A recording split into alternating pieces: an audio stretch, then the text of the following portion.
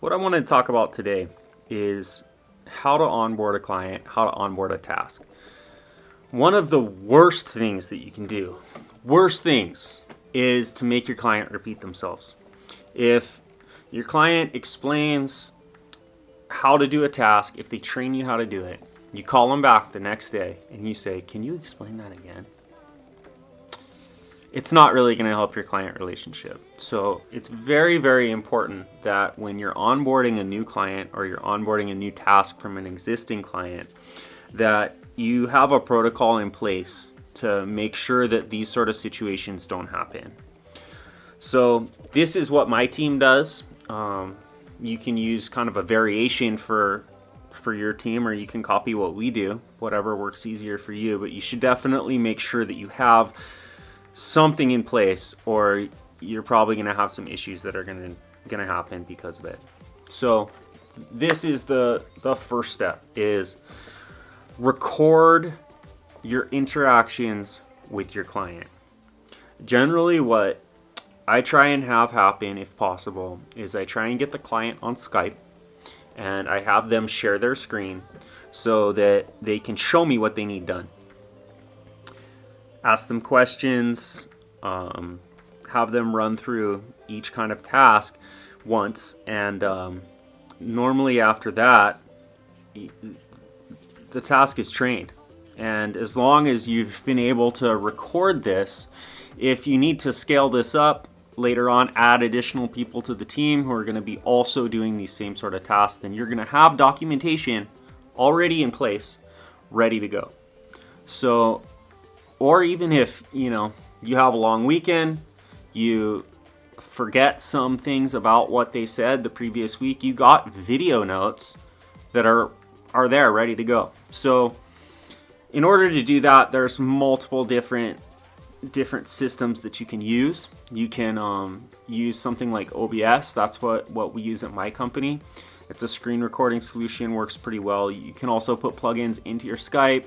You can run QuickTime. You can do a bunch of different things depending on what kind of computer you're running and what your preferences are. But however you end up making that recording happen, just make sure it happens. Get a recording. From there, there's a couple different ways that you can organize it. I like to use Asana in my company. That's what we use, and it's a pretty good system. There are many others that are also great, and you can run kind of a similar thing in each one.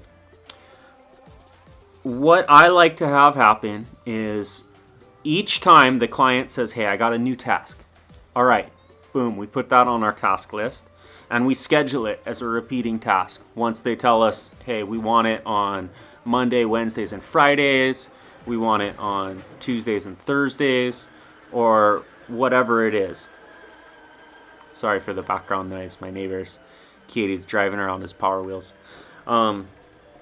So from that point, you can have a very organized list of what needs to be done in the future. And on that task, whether it's in Asana, whether you're using a spreadsheet, whether you're using a calendar, whatever it is, you can have a description. Give yourself a little typed description of what the task is, what needs to be done, and then upload that video to Google Drive as a private video or unlisted video on YouTube, whatever is kind of the best for your workflow. Drop the link right into that description, and then make one more video. Make a video of you doing the task. Because a lot of times when the client explains it to you in the very beginning, it's a much longer kind of conversation.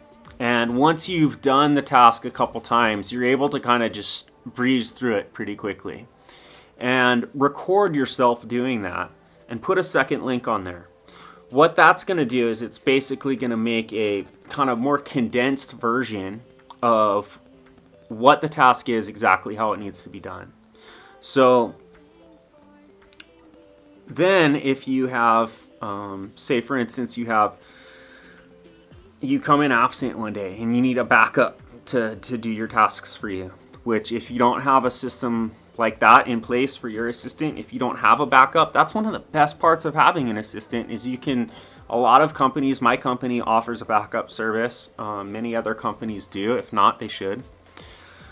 And you can have it set up to where if you have a B team, a scab worker of some sort that's coming on and covering you because you weren't able to come in or something for a day, they can look at the tasks that need to be done, pull up that calendar on Asana or spreadsheet, wherever you have it, and then they can click on that link of you doing it so that they can quickly see what needs to be done, how it needs to be done, and they can follow that as a tutorial. Obviously, they're not going to be as fast as you doing it, but a B team is a lot better than not having any team at all.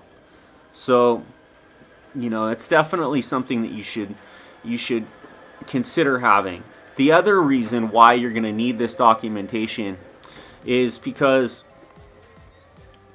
if you scale up, you bring on another person because you got too much task for one person to handle, it's going to make that training process a lot easier. So to kind of sum up the steps here, the first thing is make a schedule, put it on a schedule for when each task needs to be done. The second thing is record the video of your client explaining the task. And then the third thing is record a video of you taking the task, you doing the task. And that should definitely get you a lot closer to where you need to go. And make sure that your backups are aware of where all that stuff is and that you have it all organized in a logical way. And that's how, at Trouble Free Employees, we keep from having to have our clients explain things twice. It's a very, very good system. Our clients really appreciate it, and a lot of people do not have in-house backups. So, it's an additional kind of value added for your service to be able to offer that if you have people that are available, if you have some surplus people in your office. So that's what I got for you today. Hope that the explanation was useful. If you have any questions, if you need any help getting your stuff set up, if you need any assistance, if you need help getting set up with your assistants, get in touch with me. You can get in touch with me here on YouTube. You can drop a comment below, send a message. You can get in touch with us on Facebook. We have a group, how to use a virtual assistant on Facebook, that can be very helpful. You can get in touch with me on LinkedIn. Look up Jake Barefoot, or go to troublefreeemployees.com and send a contact form. So anyway, thank you for watching. Hope you have a wonderful day, and aloha. Bye-bye.